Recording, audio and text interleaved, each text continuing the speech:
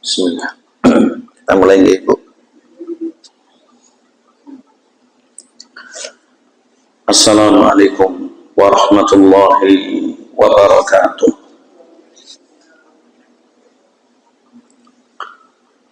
Alhamdulillah hamdan katsiran thayyiban mubarakan fih.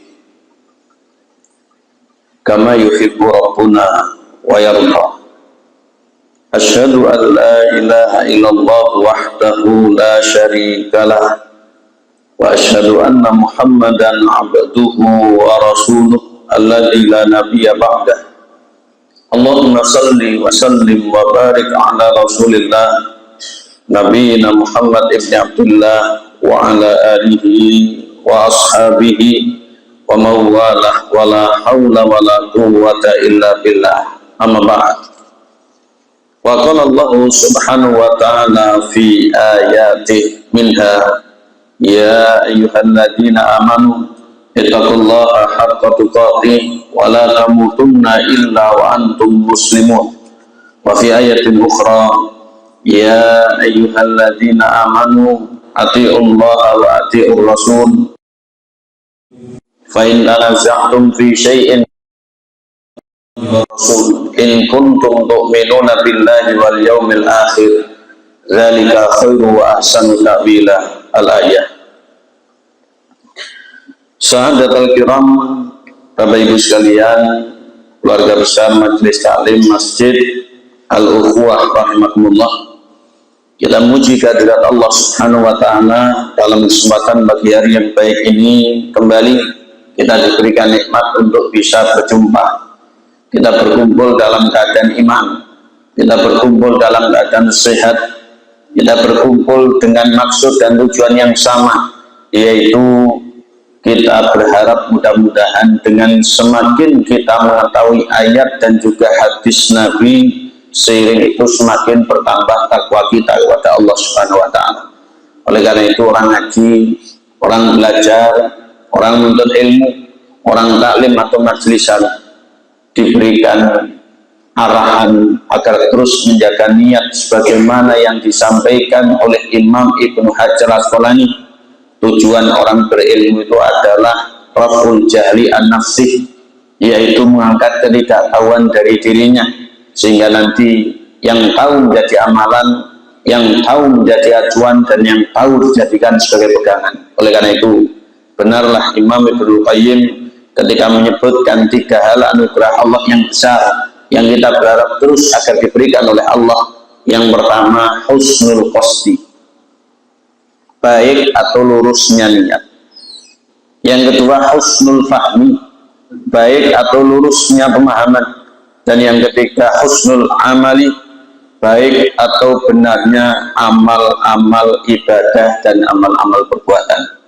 Allahumma fiqh laqwamit thoriq, hanya dia Allah Subhanahu wa ta'ala dan yang maha mampu memberikan hidayah dan taufiknya untuk kita semuanya ke jalan yang benar. Allahumma ja'alna minal muhtadin, mudah-mudahan kita termasuk hamba-hamba yang diberikan oleh Allah petunjuknya. Amin Allahumma amin. Tidak lupa kita bersalawat untuk Nabi yang mulia, afdhalus salat wa taslim wa ala alihi wa ashabihi ajma'in. Ibu sekalian, kita sudah belajar tentang dayus, yang mana dayus dilarang dalam agama. Dayus ini merupakan perbuatan yang menjadikan seseorang tidak bisa masuk ke dalam surga. Maka itu kita berharap pada Allah sebagai laki-laki punya kontrol sekaligus peran, karena kita merespon segala bentuk yang tidak baik, termasuk pada pasangan kita, pada putri-putri kita, dan pada mereka yang berada dalam tanggung jawab kita. Sehingga minimal ketika keluar rumah seorang wanita harus menutup aurat, bila tidak maka suaminya ini tergolong dalam kelompok orang yang dayus, tidak punya cemburu, karena orang yang menjadi tanggung jawabnya membuka aurat sehingga bisa dilihat oleh banyak orang yang bukan mahramnya. Al-kabiratul khamisatu wa thalathun, kita menuju dosa besar yang ke 35. Betul Ibu ya. Disebutkan dalam kitab oleh Imam Az-Zahabi dalam Al-Kabairnya, yaitu al-muhallil wal muhallal lahu. Ya. Al-muhallil wal muhallal lahu. Apa itu muhallil? Muhallil adalah orang yang menikahi perempuan yang sudah ditalak 3. Kemudian tujuan menikahinya bukan untuk berumah tangga, tapi dia akan menceraikan agar nanti bisa dinikahi oleh suami lamanya. Sedangkan muhalal lahu, yaitu laki-laki atau suami yang sudah mentalak 3 istrinya, menceraikannya, kemudian menyuruh dinikah orang lain, kemudian diceraikan agar bisa dinikahi kembali. Ini dalam Islam sama-sama dilarang, sehingga nikah settingan itu tidak boleh. Disebutkan dalam kitab Sahih min hadits Ibnu Mas'ud radhiyallahu anna Rasulullah la'anal muhallil wal muhallal lahu. Ibnu Mas'ud radhiyallahu beliau menyebutkan sebagaimana dalam riwayatnya Imam Tirmidzi, kemudian Imam Nasai dan imam-imam yang lain. Baginda Nabi yaitu Rasulullah melaknat muhalil dan muhalal lahu. Kata Rasul seperti itu. Jadi Allah melaknat, kemudian Rasulullah juga melaknat.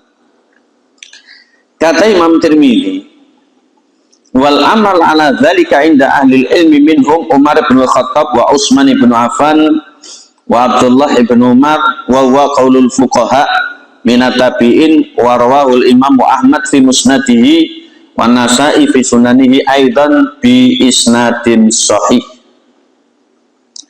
Jadi hadis ini selain disebutkan oleh Imam Tirmidzi, juga disebutkan oleh Imam Ahmad, kemudian juga para imam ahli hadis. Ini menjadi pengamalan atau menjadi sebuah dalil yang dulu betul-betul terlaksana, sehingga ada seperti itu di zaman Umar, Utsman, Abdullah bin Umar dan ulama-ulama yang lain berpendapat, sehingga artinya hadis ini sah, hukum itu dipakai dalam Islam, tidak boleh kemudian disiasati atau dipolitisir. Selanjutnya dikatakan oleh ulama, orang yang melakukan perbuatan ini, jika dia bertaklid atau tidak tahu kemudian melakukannya, maka sebagian ulama memberikan rukhsah, artinya menyuruhnya untuk bertobat agar dia selesai dari perbuatan tersebut, ya. Namun sebagian yang lain tidak, sehingga orangnya itu dilaknat oleh Allah, orangnya itu dibenci oleh Nabi. Selanjutnya Ibnu Abbas radhiyallahu anhuma menyampaikan bahwa sekalian, su'ila Rasulullah anil muhallil faqala la illa nikah rabbah la nikah dalsah walal istiza bi kitabillahi azza wa jalla hatta yadhuqal asilah. Disampaikan ada sebuah riwayat sebagaimana Ibnu Abbas radhiyallahu an menyebutkan, disampaikan oleh Imam Ibnu Ishaq dan Imam Al-Jurjani, Rasulullah pernah ditanya tentang orang yang mukhalil, ya, tentang orang yang mukhalil, yaitu orang yang menikahi tujuannya menceraikan agar bisa dinikahi oleh suaminya yang dulu. Maka Rasulullah bersabda, lah, tidak boleh, jangan, itu haram. Illa nikah rabbah, yang boleh nikah itu karena keinginan, artinya punya tujuan menikah, punya maksud untuk menikah. La nikah jalsah wala istiza bi kitabillah hatta yadhuqal asilah. Jadi nikah itu tidak boleh karena memperolok agama, yang seperti itu termasuk kategori memperolok agama, sehingga nikah yang benar itu adalah nikah karena maksud dan tujuan. Maka perlu kita ketahui ya sekalian, dalam Islam itu ada beberapa nikah yang diresmikan oleh Islam, nikah yang sebagaimana kita kerjakan, yang tidak direstui sehingga dihapus hukumnya karena ini merupakan perbuatan jahiliyah, atau dulu pernah ada dalam Islam kemudian sudah dimansuh atau dihapus hukumnya, itu juga ada. Para ulama menyebutkan macam-macam pernikahan, dan kita bersyukur alhamdulillah sudah menikah. Ketika nikah merupakan sunnahnya para utusan Allah, sehingga mereka berumah tangga diawali dengan pernikahan. Maka nikah itu adalah ibadah, dan ibadah ini tidak boleh dibuat main-main, sehingga nikah itu tujuannya hanya mengharap ridha Allah, jangan sampai kemudian yang tidak. Yang pertama, nikah yang dilarang dalam Islam disebut dengan nikah shighar. Apa itu? Shighar. Apa nikah shighar itu? Dalam hadis sahih baginda Nabi yang mulia sallallahu alaihi wasallam, beliau bersabda, "Wasyigharu an yakula rajulu li rajuli." Nikah shighar itu ketika seseorang berkata kepada yang lain, "Zawwijni ibnataka, uzawwijuka ibnati, au zawwijni ukhtaka wa uzawwijuka ukhti." Nikah bersyarat, nikahkan aku dengan anakmu, engkau akan kunikahkan dengan anakku, atau nikahkan aku dengan saudarimu, kau akan kunikahkan dengan saudariku. Ya, nikah bersyarat seperti itu tidak boleh. Ya, karena nikah itu adalah pilihan. Perempuan pun kalau tidak ridho pernikahannya juga tidak boleh. Makanya perempuan yang tidak ridho karena nikahnya dipaksa atau diancam, maka boleh mengajukan khulu, gugat cerai. Ya, karena nikah itu adalah proses ibadah yang paling panjang kalau diukur dalam hidup di dunia. Istilahnya itu selawasi. Ya, maka shighar yang seperti ini tidak boleh. Dalam hadis yang lain, Bapak Ibu rahimakumullah, sebagaimana diriwayatkan oleh Imam Muslim. Kalau yang pertama tadi juga diriwayatkan oleh Imam Muslim. Nabi bersabda, "La shighara fil Islam." Tidak sah nikah shighar dalam Islam. Sehingga dalilnya ini adalah dalil yang kuat bahwasanya nikah shighar itu dilarang. Nikah dengan syarat tadi, nikah dengan tendensi tadi, nikahkan aku, kau akan kunikahkan, dan seterusnya. Sehingga kalau sudah seperti itu, tatanan bisa rusak, adanya pemaksaan sehingga orang tidak bebas. Ya, seperti ini tidak boleh. Yang kedua, nikah tahlil, ya, yang sedang kita baca di kitab, yaitu Al-Kabair yang ke-35. Napa nikah tahlil? Menikahi kemudian menceraikan dengan maksud agar suaminya yang dulu bisa menikahinya, sehingga nikah settingan seperti ini tidak boleh. Dalilnya sampun wau. Sekarang yang berapa? Yang ketiga, nikah mut'ah. Ya, ini yang rame di permukaan, menyasar banyak sekali kalangan dengan maksud dan iming menikah gampang, tapi tujuannya bukan membangun rumah tangga, tapi senang-senang, setelah itu selesai sudah ditinggal gelanggang. Jelas ini berbahaya. Pihak wanita bakal dirugikan, nanti nasab semakin tidak karu-karuan, warisan juga tidak jelas, di situ tidak ada tanggung jawab, komitmen, sehingga di situ tidak ada ku anfusakum wa ahlikum nar. Karena setelah menikah buyar. Nikah mut'ah ini pernah terjadi dalam Islam. Kemudian ketika tahun ke-6 Rasulullah ke Khaybar berperang, disitulah beliau mengharamkan nikah mut'ah. Tidak boleh lagi nikah mut'ah. Kata para ulama, nikah mut'ah itu adalah kawin kontrak, nikah sementara atau bertenggang waktu. Rapi yo seminggu, rapi yo saulane, bahkan rapi yo dilutai bareng pisan bubar. Ini sama dengan nikah mut'ah. Sehingga mirip, tidak jauh berbeda nyuwun sewu dengan apa? Berzina. Ya. Tidak jauh berbeda dengan berzina. Para ulama menyebut nikah seperti ini dilarang dalam Islam karena dalam hadis disebutkan sebagaimana dalam riwayatnya Imam Muslim. Bapak Ibu rahimakumullah, Imam Muslim menyebutkan dari Sabroh al-Juhani radhiyallahu an, amarona Rasulullah sallallahu alaihi wasallam bil mut'ati amal fathi hina dakhalna Makkah thumma lam nakhruj minha hatta nahana anha. Dulu pernah Rasulullah itu memerintahkan kami untuk melakukan nikah mut'ah pada saat penaklukan Mekah, tapi kemudian beliau melarangnya. Artinya ketika kita sudah dari Mekah kita dilarang, sebagaimana dalam sabda beliau yang lain diriwayatkan oleh para ulama, diantaranya juga ada dalam riwayatnya Imam Muslim, kata Nabi yang mulia sallallahu alaihi wasallam, ya ayuhan nas inni qad kuntu azintu lakum fil istimta' minan nisa wa inna Allah qad harama dzalika ila yaumil qiyamah. Wahai para sahabatku, wahai manusia, sesungguhnya aku pernah mengizinkan kalian mut'ah, maka Allah mengharamkan sampai hari kiamat, artinya mengharamkan selama-lamanya, sehingga ini sudah tidak boleh. Yang keempat, nikah dalam masa iddah. Artinya kalau ada wanita masa iddah belum selesai dinikahi, ini haram, melamar saja tidak boleh. Tapi kalau diselak kedisian boleh dengan sindiran. Ya, nanti saya akan ke sana dengan keluarga. Tapi sebagai wanita ya jangan gampang PHP. Ya. Nikah wanita yang dalam masa iddah itu tidak boleh.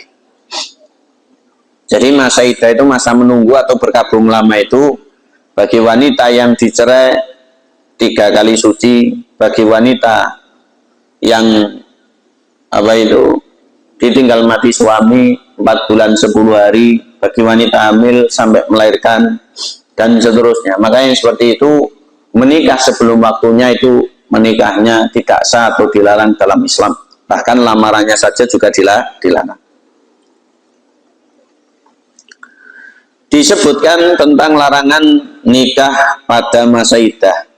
Allah berfirman pada surat Al-Baqarah itu ayat 235. Di situ ada lafadz wa itu. Wala ta'zimu uqdatan nikah hatta yablughal kitab ajalah. Jangan kalian menetapkan akad nikah sebelum habis masa iddah. Ya, sebelum habis masa iddah. Bahkan di tradisi Jawa itu kalau belum sewune bojone itu ya tidak pantas katanya.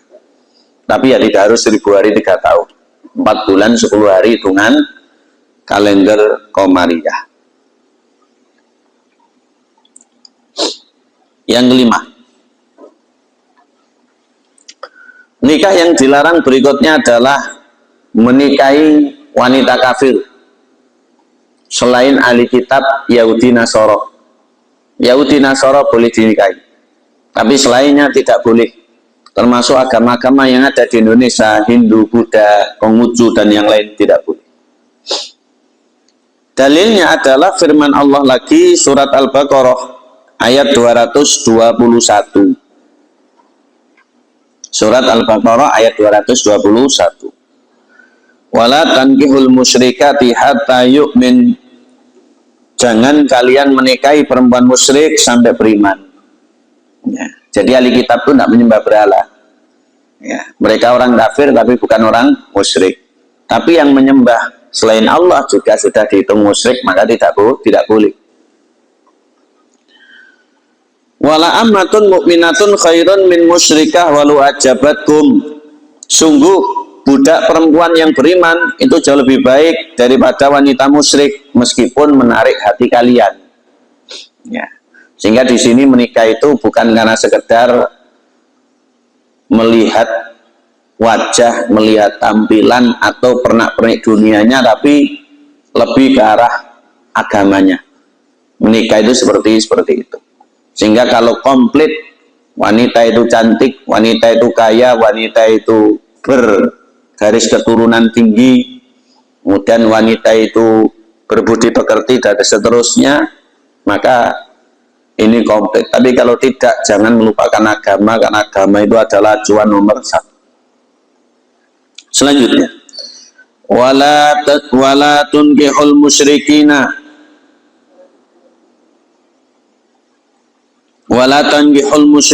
hatta yu'minu, dan jangan pula kalian menikahkan laki-laki musyrik dengan perempuan beriman sampai laki-laki musyrik tadi itu beriman. Wala tunkihul musyrikina hatta yu'minu. Wala abdun mu'minun khairum min musyrikin walau ajabakum. Maka sungguh budak laki-laki yang beriman itu lebih baik daripada laki-laki musyrik sekalipun itu menarik hati kalian. Ulaika yad'una ilan nar wallahu yad'u ilal jannati wal maghfirati biidnih. Sesungguhnya mereka itu menyeret ke neraka, sedangkan Allah mengajak ke surga dan ampunannya dengan izinnya. Wa yubayyinu ayatihi linnasi la'allahum yatadzakkarun, dan Allah menerangkan ayatnya kepada manusia agar mereka mengambil pelajaran. Jadi yang kelima ini, menikahi wanita selain ahli kitab tidak boleh. Tapi daripada ahli kitab, yang Islam, yang muslimah masih banyak, stop. Artinya kita hidup di tempat yang luas, penduduknya pun banyak, Islam pun mayoritas. Jangan sampai malah golek perkara. Jangan kita ini mencari molok. Kasus seperti ini banyak, Ibu. Kalau sudah anak, orang tua itu tidak bisa apa-apa. Kadang luluh, bahkan ada slogan-slogan, minta izin belakangan, minta maaf saja ya. Minta maaf ya. Minta izin ini belakangan. Ini bahaya. Akhirnya bablas dulu baru nanti minta maaf. Ada yang kawin lari, ada yang ngambil duluan, ada yang tidak ada jelundrumnya dan seterusnya. Naudzubillah, kita berlindung kepada Allah Subhanahu wa ta'ala. Ya, banyak kasus seperti itu, Pak, banyak. Selanjutnya, yang keenam, nikah yang diharamkan berikutnya, nikah wanita karena hubungan kekeluargaan. Ya, karena hubungan kekeluargaan. Baik karena mahram itu jalur nasab, keturunan, atau jalur pernikahan. Makanya jalur keturunan ini karena nasab, jalur pernikahan ini soharoh. Sebagaimana Allah berfirman pada surat An-Nisa ayat 23. Kita lihat surat An-Nisa, Ibu, ayat 23. Ya, banyak lihat surat An-Nisa ayat 23. Allah menyebut kurimat alaikum ummahatukum wa banatukum wa akhwatukum wa ammatukum wa khalatukum wa banatul akh wa banatul ukh wa ummahatukum allati arda'nakum wa akhwatukum minar rada'ati wa ummahatu nisaikum wa rabaibukum allati fi hujurikum minan nisa'i allati dakhaltum bihinna fa ilam takunu dakhaltum bihinna fala junaka alaikum wa halail abnaikum alladzina min aslabikum wa an tajma'u bainal ukhtaini illa ma qad salaf innallaha kana ghafurur rahimah. Nah, ini mahram yang tidak boleh menikah, baik karena nasab garis keturunan maupun karena sebab pernikahan. Disampaikan haram bagi kalian menikahi ibu. Ibu ini juga sampai ke atas, termasuk nenek, buyut, dan yang lain. Mungkin kita batin mosok ngulunya, namanya orang ya. Zaman ini semakin mendekati akhirnya, sehingga perbuatan orang ini kadang sudah tidak lumrah ya. Perbuatan ini sudah nyeleneh. Haram pula anak-anak perempuan kalian, ya, anak cucu sampai ke bawah. Haram pula saudara-saudara perempuan ayah kalian, bude, bule dari pihak bapak, tidak boleh. Anak-anak perempuan dari saudara laki-laki kalian, ponaan, tidak boleh ya. Anak-anak perempuan dari saudara-saudara perempuan kalian juga tidak boleh. Ponaan dari dari saudari. Saudara-saudara perempuan yang satu susuan dengan kalian. Mohon maaf, ibu-ibu yang menyusui kalian. Maksudnya ibu susu. Ini karena sebab susuan tadi. Bukan ibu kandung tapi pernah menyusui. Ini tidak boleh. Ya, ke atas juga. Ya, ini sama dengan nasab. Kemudian saudara-saudara perempuan yang satu susuan dengan kalian juga tidak boleh. Kemudian ibu istri kalian mertua tidak boleh. Ya. Malah difilmkan barang ya. Mertua adalah maut ya, tidak boleh. Kemudian anak-anak perempuan dari istri, yaitu anak tiri, dalam pemeliharaan dari istri yang telah kalian nikahi, tidak boleh. Ya. Tetapi jika kalian belum mencampuri dan sudah bercerai, maka tidak ada dosa bagi kalian menikahinya. Menikah tidak jadi, kemudian menikahi anaknya yang nggak jadi dinikahi, itu boleh. Tapi lihat di sini tidak pas. Ya, artinya tidak umum. Ya, tapi seperti itu tidak apa-apa. Selanjutnya, diharamkan pula istri-istri anak kandung kalian, yaitu menantu. Dan diharamkan pula mengumpulkan dalam pernikahan dua perempuan yang bersaudara. Tunggal tidak boleh. Ya, jadi satu saja. Misalkan ada dua, pilih mana? Pilih kabeh, tidak boleh. Tapi menikah terus cerai boleh menikahi yang satunya. Menikah meninggal boleh menikahi yang satunya. Sebagaimana Utsman menikahi Ruqayyah, Ruqayyah meninggal pas perang Badar itu, kemudian menikahi Ummu Kulsum. Makanya Utsman ini disebut Dunuren. Ya, yang memiliki dua cahaya. Pingkalih pundut mantu kali Kanjeng Nabi. Selanjutnya, kecuali yang telah terjadi pada masa lampau, ya, artinya itu sesungguhnya Allah Maha Pengampun lagi Maha Penyayang. Nah, ini karena sebab nasab dan susuan. Yang ketujuh, menikahi wanita karena susuan tadi. Nah, ini dalilnya sudah. Yang kedelapan, nikah yang tidak boleh itu menikahi wanita dengan bibinya dari pihak ayah maupun ibu. Ya, ada perempuan sak boleh sekalian sepaket dinikahi, tidak boleh. Ya, sedulurnya juga tidak boleh, sebuliknya tidak boleh.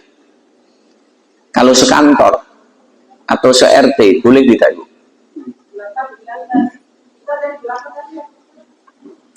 Yang kedelapan, menghimpun wanita dengan bibinya. Ya. Jadi satu paket, boleh menisan dirabi, baik dari pihak bapak maupun ibunya, tidak boleh. Ya. Misalkan si A menikahi si C punya bibi karena sudah besti, menisan bibi dirabi, tidak boleh. Ya, seperti itu tidak boleh. Dalilnya disebutkan sebagaimana dalam hadis Imam Bukhari, kemudian Imam Muslim dan yang lain. La yajma'u bainal mar'ati wa ammatiha wa la bainal mar'ati wa kholatiha. Tidak boleh orang menikahi wanita dengan bibinya dan wanita dengan bibinya. Jadi kalau amah bibi dari pihak ibu, kalau mohon maaf amah bibi dari pihak ayah, kalau kholah bibi dari pihak ibu. Tidak boleh. Yang kesembilan, nikah yang dilarang oleh Islam menikahi istrinya sendiri yang sudah dicerai atau ditalak tiga. Kalau talak satu rujuk, talak dua rujuk, talak tiga ikhlas. Makanya tidak boleh bermudah-mudahan dalam talak. Ya, getun lah kapok kapan ya. Sehingga menikahi wanita yang sudah talak tiga istrinya itu tidak boleh. Dalilnya, ya. Surat Al-Baqarah ayat 230. Ya sudah, biar menikah dengan orang lain. Ya, kalau lanjut yaitu jodohnya, kalau tidak baru boleh menikahinya kalau dia sudah habis masa iddahnya. Ya, baru seperti itu. Tapi tidak boleh settingan tadi. Akhirnya jadi tahlil, sehingga ada mukhalil yang menikahi untuk settingan, ada yang mukhalal sing ngongkon. Ini sama-sama tidak boleh. Jelas, Ibu? Dalilnya surat Al-Baqarah ayat 230. Fa'in tallaqaha fala tahillu lahu min ba'du hatta tankiha zawjan ghairah. Fa'in tallaqaha fala junaha alaihima an yataraja'a indonna ayyuqima hududallah wa tilka hududullah yubayyin Namun jika laki-laki itu menceraikan istrinya setelah talak dua, karena talak dua rujuk, talak tiga tidak, maka wanita itu tidak halal lagi sebelum dia menikah dengan suami lain. Kemudian jika suaminya itu menceraikan, maka tidak dosa bagi laki-laki yang menceraikan tadi itu untuk menikah. Jadi ada si A punya istri si B, kemudian dicerai, maka tidak boleh menikahi sebelum si B menikah dengan yang lain. Misalkan nikah si D, kok cerai, boleh baru kemudian si B menikah dengan si A. Itulah hukum Allah.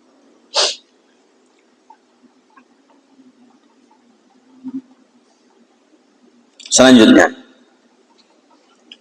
yang ke-10, nikah yang dilarang dalam Islam adalah nikah pada saat ihram, baik haji maupun umroh. Ketika sudah berihram itu tidak boleh, lamaran tidak boleh, menikah tidak boleh, menikahkan juga tidak boleh. Disampaikan dalam hadis jelas, diriwayatkan oleh Imam Muslim dan imam-imam yang lain. Al-muhrimu layankihu wa la yakhtubu. Orang yang dalam keadaan ihram tidak boleh menikah atau melamar. Menikahkan juga tidak boleh. Makanya nikah tanah suci. Nah ini ya, kalau sudah selesai ibadah haji atau umrohnya. Bahkan sekarang ada umroh, tajdidun nikah, umroh sambil bangun nikah. Kan ada seperti itu ya. Umroh sambil bangun nikah. Karena nikahnya dulu di tanah air rasanya kurang lega, wis tanah suci. Tapi bojone pancet, wis neng kono akad ulang ya. Nah, ada yang seperti itu ya. Tapi saya tidak pernah. Nikah ya sudah. Jelas Ibu? Nikah pada saat ihram tidak boleh. Yang ke-11, menikahi wanita bersuami, haram ini. Menikahi wanita bersuami. Ya, tidak boleh. Dalilnya surat An-Nisa ayat 24. Surat keempat ayat 24. Tidak boleh menikahi wanita bersuami. Wal muhsanatu minan nisa'i illa ma malakat aimanukum. Tidak boleh menikahi perempuan bersuami. Tapi lek perempuannya juga geger, berarti ini berzina. Ya, podo seneng ya selingkuh, nanti berzina. Makanya pentingnya untuk kita menundukkan pandangan, pentingnya untuk kita ini berlapang dada, pentingnya untuk kita ini bersyukur. Soalnya nek nuruti karep dan pengen ya gonta ganti setiap orang. Tapi bukan itu tujuan menikah, malah bubrah tidak karuan. Ya, gonta ganti bojo ini tidak baik. Sebagaimana orang belajar gonta ganti tempat nggak ganti nopo-nopo. Ya. Karena apa? Karena dia tidak kerasan, nggak nyantol apa-apa. Ibaratnya menikah itu dari 00. Nanti menerima padanya, menjalankan kewajiban semaksimal mungkin, haknya didapat, bersyukur. Punya anak, merancang masa depan, nanti merancang mantu, nanti merancang cucu, dan yang lain. Ada step by step, ada progresnya. Tapi kalau tidak, repot. Cuma seneng-seneng repot. Kali senengnya ya ragat. Yang ke-12, menikahi pezina atau pelacur, ini juga haram. Nikah dengan pezina atau pelacur haram. Ya. Tapi kalau di negeri kita ini semakin ada pembelokan, artinya perzinahan itu semakin viral, orang malah menjadi konsumsi publik. Ada musisi berzina malah seneng. Ya, setelahnya banyak idolanya. Ada tukang hiburan berzina malah seneng, setelahnya malah dipuja-puja. Ya. Itu tidak baik sama sekali. Oleh karena itu perbuatan nista yang dalam Islam hukumannya itu berat dengan dirajam kalau sudah pernah menikah. Kalau belum maka didera 100 kali dan diasingkan setahun. Kemudian buatan dipuja-puja. Anggap semua orang pernah punya masa lalu. Ya. Skandal itu biasa. Dan kemudian Joko atau perawan itu tidak sakral lagi. Yang penting waduh senengnya, ya, ini baik. Ya, ini bukan bagian dari tradisi atau bukan bagian dari gaya Islam. Gaya Islam itu adalah gaya terhormat, suci, menutup aurat dan bermartabat. Baik, larangan menikahi pezina atau pelacur.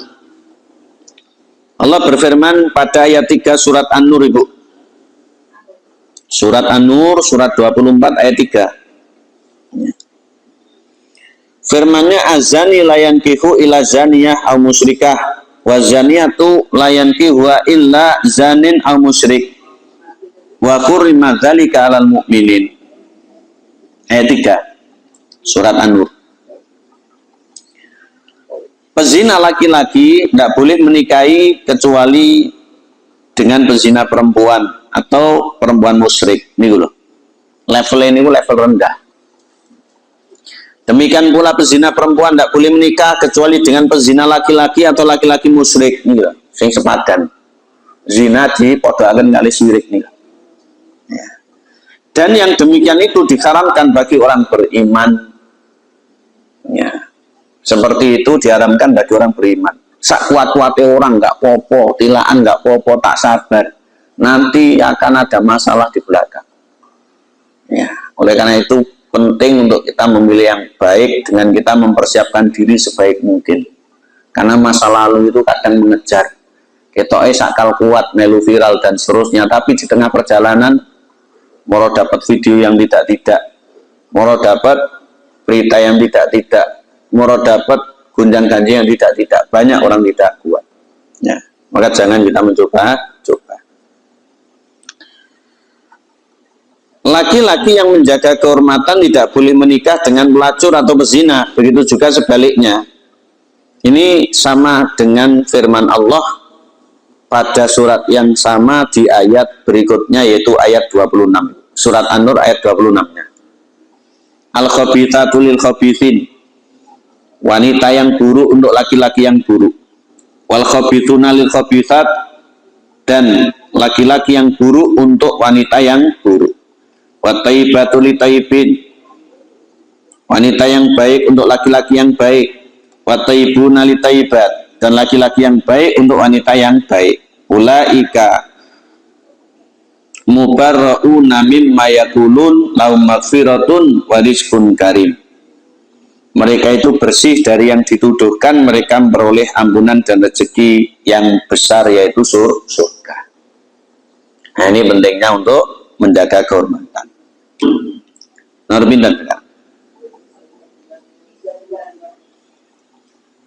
Yang ke-13, menikahi lebih 4 wanita. Tidak boleh nih. Menikahi 1 itu memang standar, menikahi separuh tidak boleh. Ya, menikahi 2 dalam Islam boleh, lebih dari 4 tidak boleh. Tapi menikah itu sesuai dengan kemampuan dan hidup ini pilihan. Sing wayo nggih kersane, sing boten nggih pilihane. Ya. Itu memang sudah garis-garisnya. Tapi rata-rata laki-laki nggih pengine ngoten, cuma nggak kuat, kadang nggak sanggup. Artinya tidak keturutan. Ya. Tapi jangan sampai mengejar kemudian meninggalkan yang sudah, ini jangan contoh tenang. Ya. Banyak kasus yang saya tangani, Bu, tek-tekane niku getun.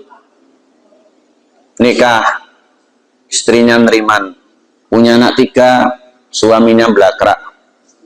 Ya. Ada yang berzina, ada yang selingkuh. Akhirnya istrinya tidak mau, anak-anaknya juga beda persepsinya tentang bapaknya. Ya. Tapi kalau poligami itu tidak seperti itu. Ya. Poligami itu ada kejelasan sesuai dengan syariat, dan dalam Islam itu dibolehkan karena itu adalah pilihan, bukan selingkuh, bukan berzina, tapi ini abot. Ya. Kadang lagi nembung mesti ditekek, ya, ada yang jadi masalah. Ya. Yang penting kita ini jangan mendiskreditkan kalau ada, yaitu saudara kita. Kalau terjadi itu ya terjadi, banyak begitu. Menikahi 4 wanita dilarang sebagaimana pada surat An-Nisa ayat 3. Ya, surat An-Nisa ayat 3. Ini kalau pas dibaca pas khutbah nikah atau tilawah pas ada walimaan, mengke moro tuwane kali mantene sing ngerti bahasa Arab madeg biasanya begitu. Wa in khiftum alla tuqsitu fil yatama fankihu ma tabalakum minan nisa'i masna wa thulatha wa ruba'. Jika kamu khawatir tidak mampu berlaku adil terhadap perempuan yatim bila kamu nikahi, maka nikahilah perempuan lain yang kamu senangi, 2, 3, atau 4. Tapi nanti dilanjutkan oleh ayat atau 1 saja, ya, daripada tidak adil. Ya. Dulu ada cerita, ada seorang sahabat Nabi namanya Qais bin Harith. Sahabat ini masuk Islam, istrinya itu 8. Maka mendatangi Nabi, Nabi memerintahkan menceraikan yang 4, sehingga yang tersisa 4 saja. Ya, 4 yang tersisa 4. Kalau nggak ada konco rapi ping 8, duka 8 nomor 9. Tapi bojone 3, yang 5 itu cerai. Ya, kalau nggak ada konco seperti itu. Tapi hanya 1 dari sekian ribu teman saya. Ya, hanya 1.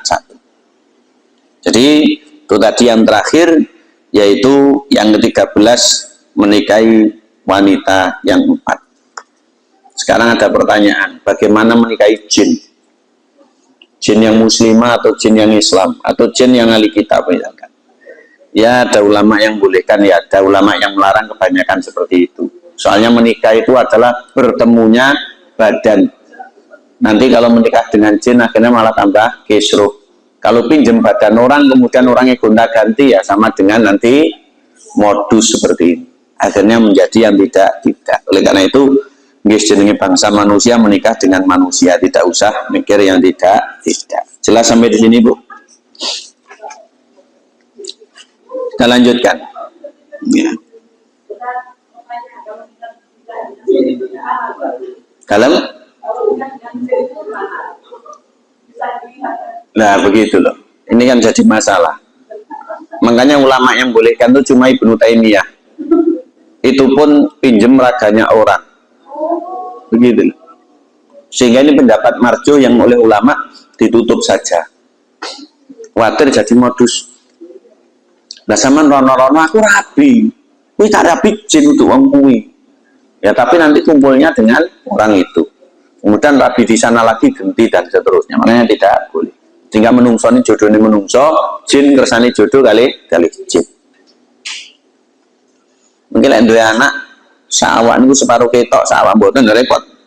Ya, sawak separuh ketok, sawak separuh mboten repot. Berikutnya al-kabiratu sadisatu wassalasun. Kita ngaji dosa besar yang ke-36, Ibu. Ya. Panjenengan bersani. Dosa besar yang ke-36.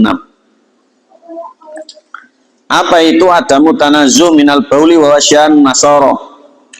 Tidak bersuci dari buang air kecil.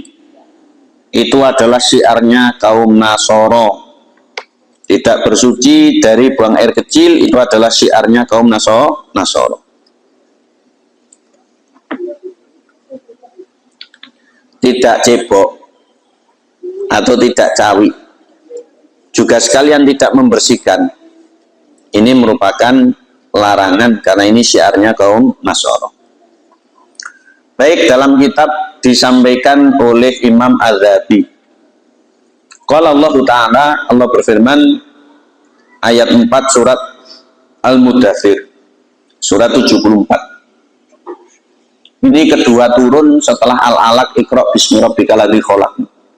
Sehingga Al-Mudaththir itu ulama berkata surat pengesahan Nabi menjadi Rasul, membawa syariat baru berdakwah.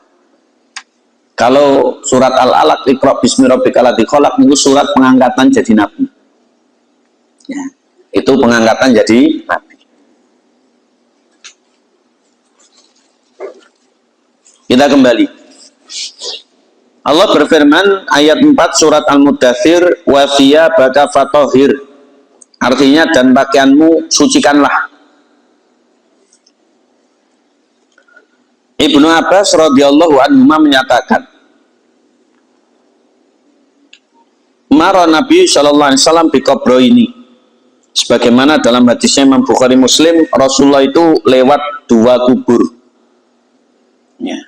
Ada 2 kuburan itu, Nabi lewat. Beliau tiba-tiba bersabda, innahuma yu'adzabani. Kedua kubur ini penghuninya disiksa, diadab. Berarti ini siksa kubur, adab kubur niku ada. Nabi tahu karena diberitahu oleh malaikat Jibril. Karena Nabi juga tidak bisa menerawang kuburan. Sehingga sebagian yang gaib itu atla'ahullahu alaihi, oleh Allah disampaikan kepada Nabi, tapi tidak banyak. Sehingga Nabi itu rata-rata ya nggak ngerti yang gaib kecuali berita dari Allah. Apalagi manusia, pada umumnya kok weruh sadereng winarak ini jelas pendusta.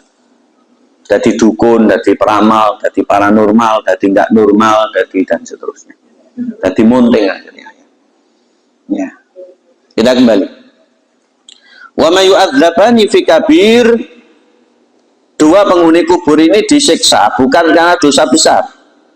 Artinya dosa besar yang menjadikannya kafir, dosa besar yang menjadikannya kekal di neraka tidak. Amma haduhuma fakana la yastanzihu min baulihi. Yang satu disiksa karena tidak bersuci dari buang hajat, dari pipis. Tidak cawi. Ya. Wa mal akhar fakana yamshi binamimah. Yang kedua karena menyebarkan namimah atau adu domba. Ya. Dosanya lisan, yang satunya dosanya kemaluan. Ya. Kalau dua-duanya dilakukan nambah pelek nih. Siksa tenan dan kuburan oleh malaikat. Hadis ini menunjukkan adanya siksa kubur, menunjukkan haramnya ngawur ketika buang hajat, dan menunjukkan haramnya namimah adu domba. Ya, sehingga lisan bisa menjadi pahala juga berpotensi dosa, kemaluan bisa menjadi pahala berpotensi dosa. Makanya ajaran nenek moyang itu ojo pipis sembarangan, mudah abuh. Ya. Memang seperti itu, maksudnya baik, tapi kita tidak perlu ngomong-ngomong abuh. Ya tidak boleh sembarangan karena dilarang oleh Islam, itu saja. Tapi hadis ini rata-rata mengenai laki-laki untuk kemaluan karena buang hajat sembarangan. Tapi kalau namimah ini rata-rata mengenai perempuan. Ya, karena berita itu cepat menyebar di kalangan kaum hawa, kemudian najis itu cepat menyebar di kalangan kaum laki-laki. Ini sama-sama fakta. Yang perempuan karena banyak waktu tengok-tengok ketemuannya nih ngomong, kadang bukan fakta tapi berita liar. Ya. Yang laki-laki juga demikian, karena nggak mau ribet buang hajat sembarangan. Bahkan pos pesing sing nguyuhi nggih wong lanang. Jembatan layang pesing sing nguyuhi nggih wong lanang. Bahkan enten motor diparkir bani duyung lanang. Bahkan enten pojokan bangunan rusak sing nipis nggih wong lanang. Tikus ndak mungkin, coro juga tidak bisa, cecak juga tidak bisa malah. Berarti itu memang orang. Ini pentingnya untuk kita kampanyekan buang hajat pada tempatnya. Oleh karena itu mari untuk kita dukung pemerintah kabupaten ini memberantas buang air sembarangan. Ya, memberantas buang air sembarangan. Soalnya nanti jadi penyakit, kemudian jadi polusi, kemudian mboten isin tiang akhiri. Soalnya temu dibuti ngoten. Terus jelas dilarang oleh agama menjadi dosa. Akhirnya menjadi siksa kubur. Sehingga Islam itu memerangi itu semua. Sepakat nggih, Bu? Baik, kita lanjutkan. Selanjutnya, hanya saja kata ulama, kebanyakan jalan periwayatan yang tercantum dalam hadis Imam Bukhari dan Muslim menyebutkan fakana la yastatiru min baulihi, tidak menjaga diri dari kencing. Jadi kencingnya sembarangan di tempat terbuka. Nanti juga ada riwayat la yastanziu min bauli, tidak membersihkan diri dari kencing. Anas bin Malik radhiyallahu an menyebutkan lagi sabda Nabi, diriwayatkan oleh Imam Daruqutni dan yang lain, tanazzahu minal bauli, sucikan atau bersihkan diri kalian dari buang air kecil atau pipis. Fa inna amata adzabil qabri minhu, karena kebanyakan sebab azab kubur karena tidak bersuci dari pipis, diancam siksa kubur. Kemudian orang yang tidak membersihkan bekas air kencingnya dari badan dan pakaian, maka sholatnya tidak diterima karena najis. Karena suci dari najis itu merupakan salah satu syarat sahnya sholat yang 6.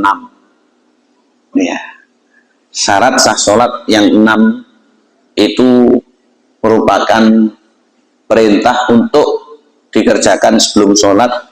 Kemudian syarat wajibnya sholat niku 3, sehingga syarat sholat itu kalau digabung 9. Sudah hafal Ibu? Hafal ya? Belum? Perlu didikte ini. Baik. Syarat wajib sholat Islam 1.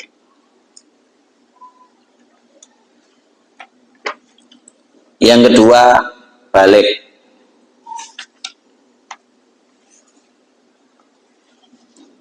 Yang ketiga, sehat rohani atau waras.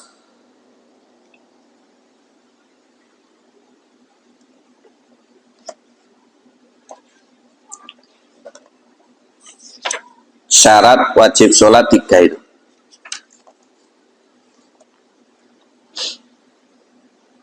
Kemudian syarat sahnya sholat. 1. Syarat sahnya sholat itu adalah tepat waktu. Ini 1. Sebelumnya tidak boleh, setelahnya juga berdosa. Yang kedua, suci dari hadas. Artinya secara maknawi ini suci dari hadas besar maupun hadas kecil. Yang ketiga, suci dari najis. Lho napa nih sing suci ya? Pakaiannya, ya badannya, ya tempat sholatnya. Ini yang ketiga. Yang keempat, menutup aurat. Ya. Yang keempat apa? Menutup aurat. Sehingga sholat itu tidak boleh auratnya terbuka. Laki perempuan sama, ya, laki perempuan sama. Makanya perempuan tuh sampai ada mukena itu dalam rangka itu. Kemudian yang keberapa? 5. Menghadap kiblat. Lagi kiblat kita itu Ka'bah. Ya. Walaupun di dunia ini macam-macam. Tadi malam saya kedatangan tamu, tamu golek jodoh dari Belanda. Artinya kalau untuk ini dulur-dulur rencana nih. Di video kok sama anak-anak. Jadi sore itu ikut ngaji saya. Bapaknya itu Jawa, makanya kalau ketemu saya senang. Bisa ngomong sedikit bahasa Indonesia, ngomongnya bahasa Inggris ya. Bahasa Arab tidak bisa karena bukan ustadz. Jadi bapaknya itu Jawa Suriname. Tinggal di Amsterdam, ya, Amsterdam, Belanda. Ibunya Spanyol.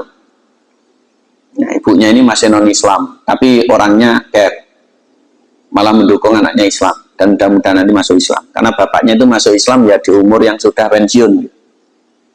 Ya, anak ini mu'alaf 12 tahunan. Ya, anak ini mu'alaf 12 tahunan. Saya tanya karena bahasa Inggris saya itu lemah ya. Tidak pakai lancar atau belak-belakuk. Yang penting bisa ngomong gitu. Bagaimana orang Suriname kalau sholat ya? Suriname itu kalau ke Mekah kan ngadapnya ke timur ya. Tapi dari dulu Suriname itu kan setelah eranya Afrika, maka eranya Hindia Belanda Indonesia ini ya, atau eranya tempat-tempat kolonial itu dibawa ke sana setelah Afrika. Sehingga masih banyak orang Jawa di sana. Bahasa Jawanya bahasa kasar runguku. Lah orang lama yang di sana sholatnya gitu tetap ngadep ngulon. Dianggapnya itu sebagaimana di Jawa. Ya masih ada yang ngadep ngulon terus katanya. Ya, masih ada yang seperti itu. Ya kita tidak. Kita kalau di Medina ngadep ngidul, leken Yaman ngadep ngalor, leken Amerika ngadep ke timur karena kiblatnya pun di Ka'bah. Ya. Kiblatnya bukan matahari. Ya, kiblatnya matahari ya ngadep ngulon terus. Ya, seperti itu. Baik. Sekarang yang terakhir, yang ke-6, betul Ibu? Syarat sah sholat berikutnya adalah niat. Ya, dan ulama sepakat niat itu dalam hati. Dan niat ini sebelum perbuatan. Dan niat itu hanya sesaat, artinya ikhlas selamanya, tapi niat itu cepat. Sholatnya 5 menit atau 10 menit, niatnya setengah jam sampai aneh-angel, nah, akhirnya nggak sholat. Wudhunya 2 menit, niatnya sampai 5 menit, ya tekor. Makanya niat itu dalam kerendapnya hati. Orang puasa sahur itu ya bagian dari niat. Orang wudhu nyinceng nek klambi bagian niat. Orang sholat baru wudhu ini masuk masjid ya niat sholat. Ya. Makanya ulama yang ibaratkan niat ini dibuat ribut, mau mukul orang ngomong tak gepuk, akhirnya malah siap-siap digepuk genten. Tapi yang orang gepuk begitu saja karena kerentak hati niat yang gepuk itu malah beres. Ya. Seperti itu jelas ya. Jadi niat ini lillahi ta'ala, inna sholati wa nusuki wa mahyaya wa mamati lillahi rabbil alamin. Jelas sampai di sini, Bu? Nggih, barakallah. Kita lanjutkan satu sebagai mukadimah. Al-kabiratus sabi'ah wassalatun, dosa besar yang ke-37. Riya, perbuatan riya. Riya ini termasuk syirik kecil, riya ini termasuk kemunafikan. Ya. Riya ini istilah agama. Riya Jawa nih itu umbel sing kental dinggrok-grok keluar dari mulut, ini riya cara Jawa nih. Riya yang dimaksud ini riya dalam agama. Baik, sebelum kita kaji hadis-hadisnya, kita buka surat An-Nisa. Ya, surat An-Nisa, Ibu. Ayat 140-an. Sebagai mukadimah, surat An-Nisa ayat 140-an.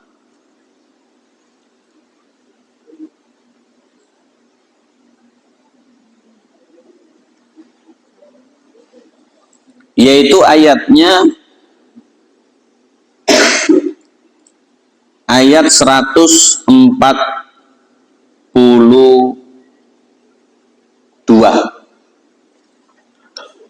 Ayat 142.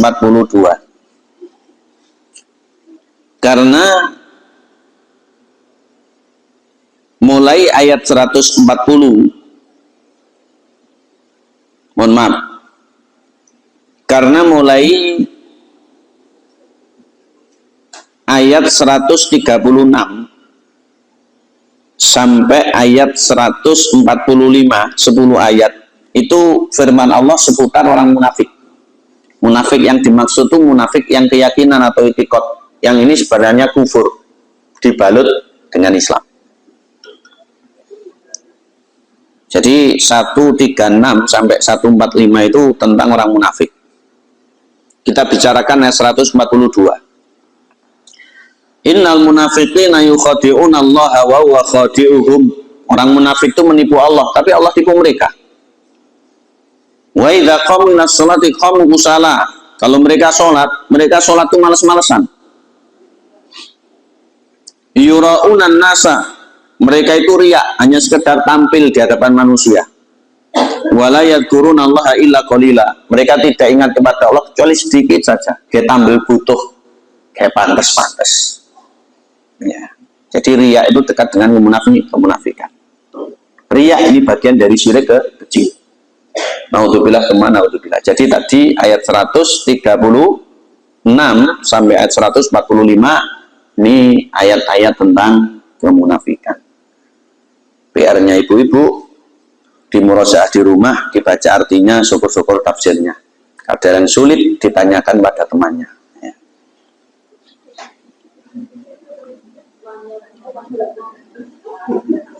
Lek temani jenengan kulo tanya saya.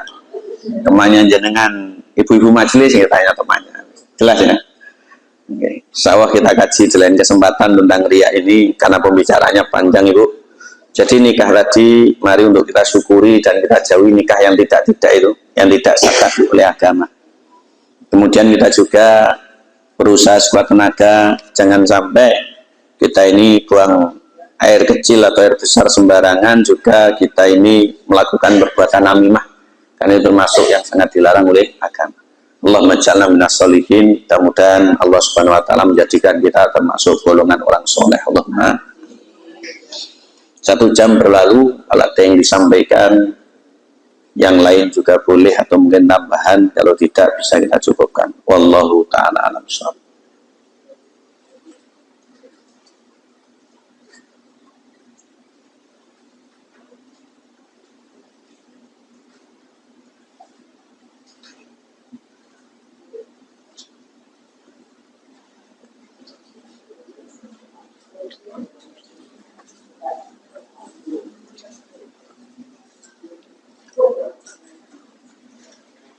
Tidak ada.